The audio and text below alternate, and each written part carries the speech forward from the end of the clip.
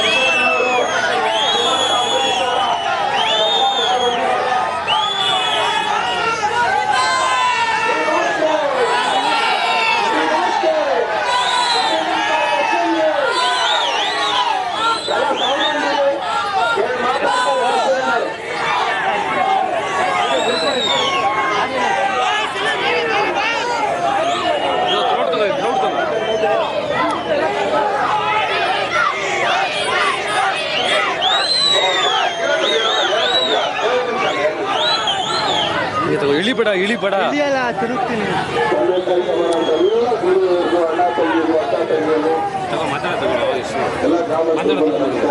ಮುಂದೆ ಇಲ್ಲಿಂದನೇ ತಗೋಪ್ಪ ಮೇಲಿಗೆ 15ನೇ ತಾರೀಕು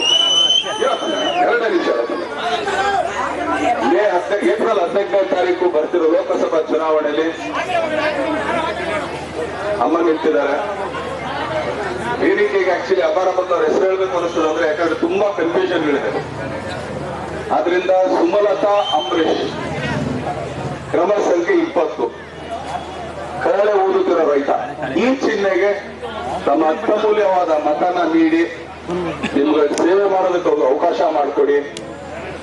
ಆಮೇಲೆ ಇವತ್ತೇನೇ ಟೀಕೆ ಟಿಪ್ಪಣಿ ಇದ್ರು ಕೂಡ ನೀವು ಕೊಡೋ ಮತದಿಂದ ಎಲ್ಲಾ ಟೀಕೆ ಟಿಪ್ಪಣಿಗೂ ನೀವು ಕೊಡೋ ಉತ್ತರ ಅಂತ ನಾನು ಅನ್ಕೊಳ್ತೀನಿ. ಇದು ಬರೀ ಅಭಿಮಾನ ಅಷ್ಟೇ.